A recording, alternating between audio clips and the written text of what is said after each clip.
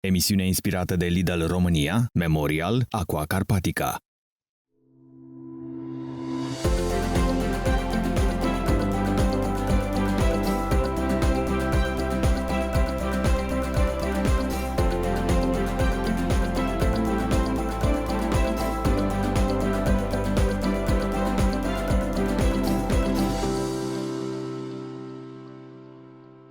Invitatul meu în ediția de astăzi este domnul dr. Victor Diaconu, medic primar, chirurgie generală, specializat în chirurgia bariatrică. Ce este obezitatea și când putem spune că un pacient suferă de această boală? Obezitatea este excesul ponderal definit în specialitatea asta ca un indice de masă corporală peste 30. Asta înseamnă o greutate raportată la suprafața corporală peste 30. Asta înseamnă obezitate de gradul 1. Obezitatea de gradul 2, când indicele acesta de masă corporală depășește 35 și tot așa până la super obezitate, care depășește 60. Obezitatea este cea mai răspândită boală de pe pământ, boală cronică de pe pământ. Este în creștere din cauza stilului nostru de viață actual, datorită faptului că avem acces la orice fel de alimentație, orice fel de formă de alimentație, oricând. Foarte ușor. La fel este vorba, cred că, de calitatea alimentelor pe care le mâncăm și lipsa educației alimentare, care duce, evident, la un număr din ce în ce mai mare de cazuri de obezitate extremă și ce mai nasol de obezitate infantilă. Faptul că în ultimii, 20-30 de ani, rata de obezitate infantilă, cel puțin în România, a crescut enorm, ajungând acum ca aproximativ 50-52% din copiii noștri să aibă exces ponderal și aproximativ 30% din aceștia să fie obezi sau superobezi, e un lucru de speriat pentru o societate. Cum afectează obezitatea organismul și care sunt primele complicații care apar? Obezitatea afectează în timp organismul. La început apar niște modificări destul de fine, care nu sunt resimțite de către pacient în sine. Pe măsură ce trece timpul și persistăm în starea asta de obezitate, aceste modificări devin din ce în ce mai evidente și apar tot felul de probleme cardiovasculare, cerebrovasculare, respiratorii, ar fi apnea de somn, metabolice, diabetul zaharat, dislipidemiile și multe alte, osteoarticulare. Cum se tratează obezitatea? Tratamentul e complex. De obicei ar trebui făcut în echipă. Echipa de tratament al obezității, într-un centru de tratament al obezității, este compusă din nutriționist, psiholog, chirurg, oameni care lucrează împreună. La început, evident că se începe cu nutriția și se încearcă un program de nutriție personalizat pentru fiecare pacient în parte, împreună cu un psiholog care să ajute pacientul să treacă prin aceste schimbări și să-l facă să conștientizeze faptul că trebuie să schimbe ceva în viața lui.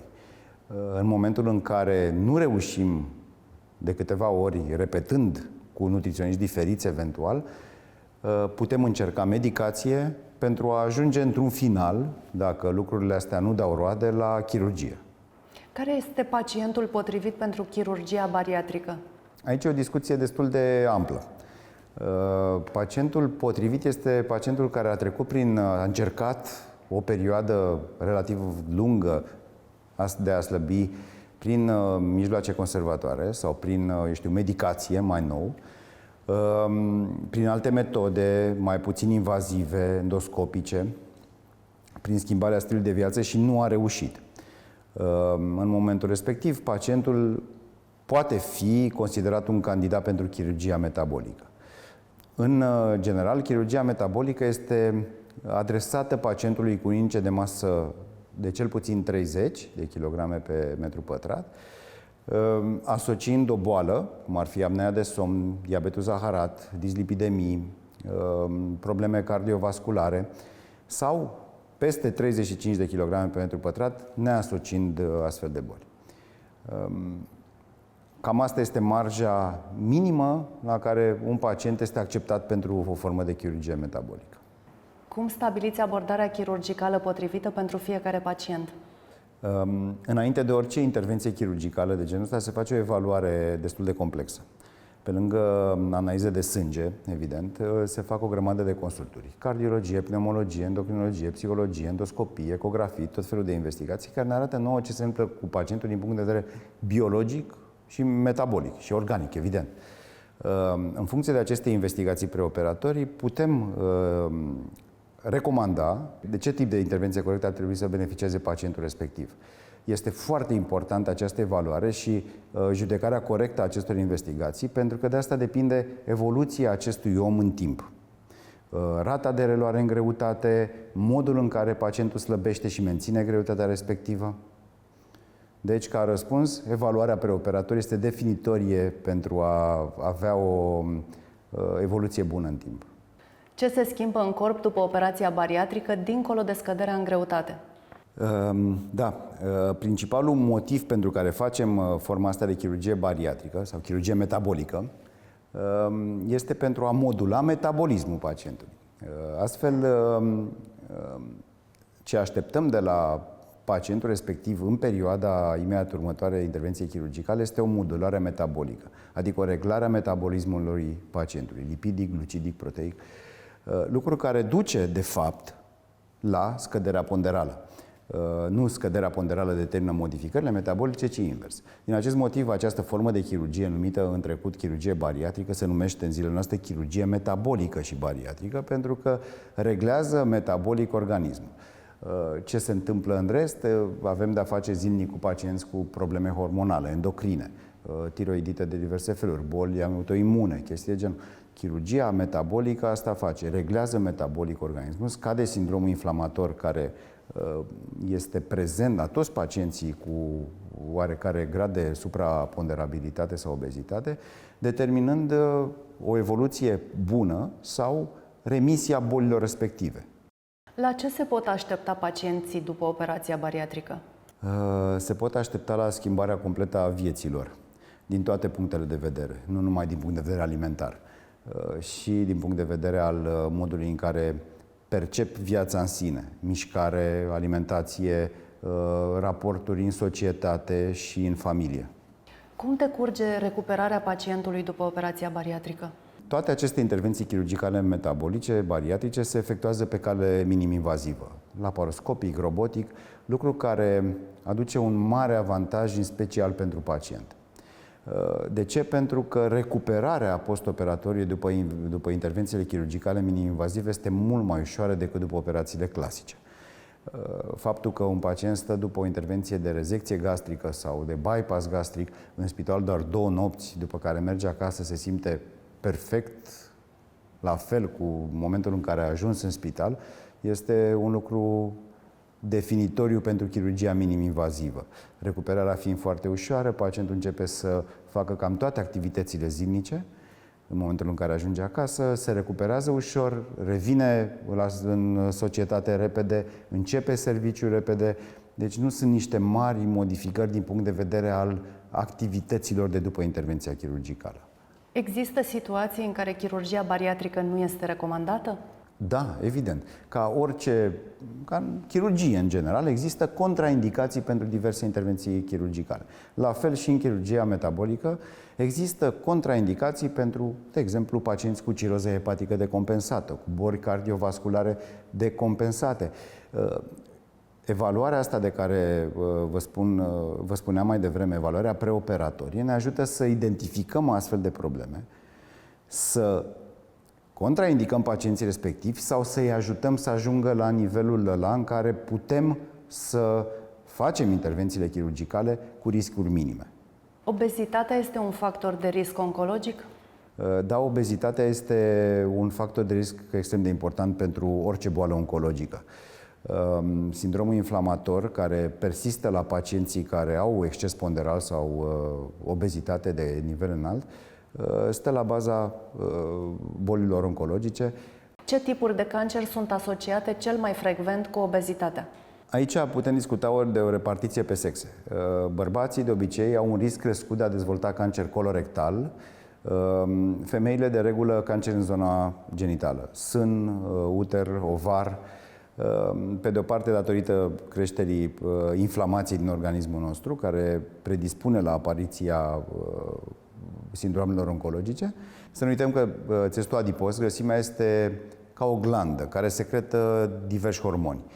Unul dintre hormoni lipsit de inspirație a fost denumit estrogen-like. Seamănă cu estrogen. Lucru care face ca concentrația de estrogen din corpul nostru să fie crescută în momentul în care suferim de obezitate.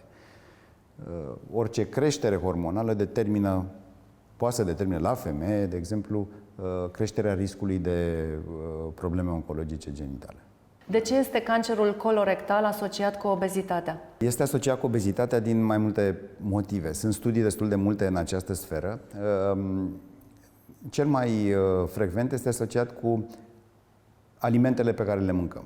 O alimentație proastă duce la apariția riscului de cancer colorectal. Carnea roșie, diverse alte fast food-uri, alimente de calitate proastă, constipația cronică, lipsa de hidratare, pot toate determina o creștere a riscului de a dezvolta cancer colorectal. Obezitatea în sine este un factor favorizant pentru dezvoltarea cancerului colorectal prin sindromul inflamator pe care îl produce constant în organismul nostru. Există o legătură între obezitate și cancerul esofagian?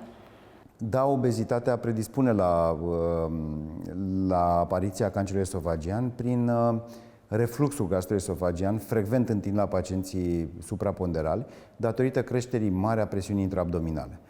Creșterea presiunii intraabdominale determină reflux, refluxul la rândul lui determină esofagite și inflamație cronică a esofagului distal, lucru care face în timp o rană cronică care poate determina apariția unui cancer esofagian inferior. Cât de importantă este chirurgia robotică în cazul pacienților cu obezitate care și-au descoperit un cancer digestiv? Chirurgia minim-invazivă, în general, este extrem de importantă în cazurile de obezitate. Că este chirurgie laparoscopică sau chirurgie robotică, este un atu foarte mare al nostru în tratamentul pacienților oncologici supraponderali sau obezi. De ce? Pentru că atâta timp cât noi putem lucra pe gaura cheii, fără să avem o incizie mare, cât tot abdomenul, acest pacient, după intervenția chirurgicală, se poate mobiliza foarte repede. Mobilizarea pacientului duce la un risc scăzut de complicații postoperatorii, atât respiratorii cât și vasculare. O recuperare ușoară duce la o evoluție bună postoperatorii. Chirurgia robotică în sine, evident, are aturile ei față de chirurgia laparoscopică, pentru că putem opera într-o zonă extrem de îngustă, cum este abdomenul unui pacient supraponderal sau obez, având beneficiile chirurgiei minim-invazive. Cum stabiliți abordarea chirurgicală în cazul pacienților care suferă de obezitate și de o boală oncologică? Da, este o întrebare foarte bună și de asta avem parte din ce în ce mai mult în ultima perioadă. Există diverse borduri oncologice în spitalele în care lucrăm, borduri oncologice care sunt alcătuite din oncolog, din anestezist, din chirurg, din alți medici din echipa de evaluare a obezității, care, în funcție de momentul bolii oncologice și de stadiul bolii, ne dau o indicație operatorie. Astfel, pacienți care au avut o boală oncologică și suferă de obezitate au o indicație foarte puternică de chirurgie bariatrică sau chirurgie metabolică, pentru că astfel, ajungând la greutatea normală și menținându-se la această greutate, riscul de recidivă a bolii oncologice scade semnificativ. Pe de altă parte, pacientul oncologic recent diagnosticat trebuie tratat, evident, oncologic întâi pentru a stabiliza boala, iar în momentul în care avem o remisie, oncologul ne va aduce la cunoștință că este momentul pentru chirurgia metabolică. Dar totul se face într-o echipă multidisciplinară care alege calea cea mai bună pentru pacient. Ce nu se spune suficient despre chirurgia bariatrică? Nu se spun multe lucruri suficient despre chirurgia bariatrică, dar un lucru foarte important este evaluarea postoperatorie. Evaluarea postoperatorie pot să spun că este la fel de importantă ca și intervenția chirurgicală în sine. Un program postoperator bine structurat, face ca pacientul să aibă o evoluție bună în timp și să nu aibă neplăceri în perioada imediat postoperatorie și un lucru extrem de important, să nu ia în greutate în timp, să rămână la o greutate constantă. Programul nostru de evaluare postoperatorie cuprinde controle la 10 zile, o lună, 3 luni, 6 luni, 9 luni, 12 luni, după aia anual, o perioadă de 5 ani de zile, pacienții fiind urmăriți, evident, de chirurgul care a făcut intervenția chirurgicală, dar mai important de nutriționist, psiholog sau altă specialitate, al medic de altă specialitate în cazul în care este nevoie pentru asta. Dar nutriționistul și psihologul sunt piese centrale în toată chestia asta de urmărire postoperatorie. Iar această urmărire face diferența de la cer la pământ între un pacient care face o simplă intervenție chirurgicală și nu mai are niciun contact cu centrul în care a fost operat și unul care a avut o evaluare postoperatorie corectă. Care este cel mai mare mit despre chirurgia bariatrică? Cel mai mare mit despre chirurgia bariatrică este că pacientul operat nu se va mai îngreșa niciodată. Asta este mitul. Evident că ne putem îngreșa din nou după chirurgie bariatrică atât cât timp cât nu respectăm niște indicații foarte simple, de fapt, date de medicul nutriționist. De ce chirurgia bariatrică reprezintă începutul tratamentului? Da, momentul chirurgical este doar începutul tratamentului. După externarea pacientului începe de fapt munca omului de a ajunge la targetul ăla de care noi avem nevoie. Atât ajungerea la greutatea normală, cât și normalizarea metabolică. Pacientul trebuie să schimbe foarte multe lucruri în viața lui. Atât din punct de vedere al modului în care se alimentează, și aici are, bineînțeles, aproape medicul nutriționist, care aduce informații foarte valoroase și trebuie să le respectăm, evident. Are lângă el psihologul, care îl ajută să facă schimbările atât în zona de familie, cât și în zona, apropiată, prieteni și așa mai departe, cât și în zona de mișcare, exercițiu, de efort fizic. Să nu uităm că scăderea asta ponderală nu se produce doar din țesut adipos. Atâta timp când nu facem sală sau kinetoterapie, putem să pierdem masă musculară, lucru care nu îl dorim. Dorim o scădere ponderală sănătoasă. Deci se produc foarte multe modificări în viața unui om și astea se produc după momentul operator. Cât de important este un centru de diagnostic și tratament integrat al patologiei digestive? Rolul multidisciplinarității a fost demonstrat de mult și din acest motiv chirurgia în general este o specialitate care se face în echipă. Atâta timp cât nu ai o echipă foarte bine structurată, alcătuită din medic chirurg, din medic gastroenterolog, din medic anestezist, pneumolog, cardiolog, nu poți să faci o chirurgie la standardele pe care le vrei. Nu poți să faci o chirurgie care să aducă beneficiu maxim pacientului. Deci, da, chirurgia într-un mediu cât mai integrat, multidisciplinar, este cheia succesului, de fapt. Care este rolul chirurgiei metabolice în diabetul zaharat? Diabetul zaharat este una dintre bolile cele mai frecvent întâlnite în cazurile de obezitate sau supraponderabilitate. De cele mai multe ori acest grup de pacienți se adresează medicului diabetolog sau chirurgului metabolic pentru ajutor.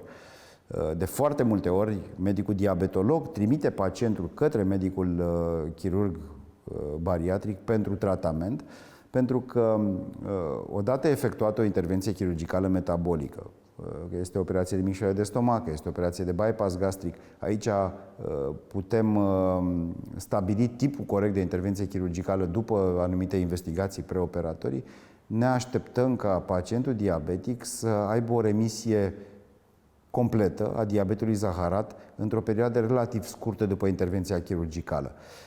Remisie înseamnă că pacientul nu va mai lua tratament antidiabetic, dar va avea glicemii normale.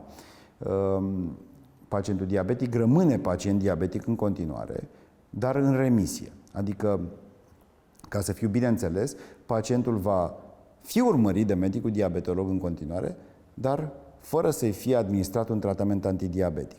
De ce este bine asta? Este bine pentru că oprim evoluția bolii și ieșim din sfera de risc a complicațiilor date de această boală, destul de severe și care produce niște modificări substanțiale în viața unui om atâta timp cât o lăsăm să evolueze.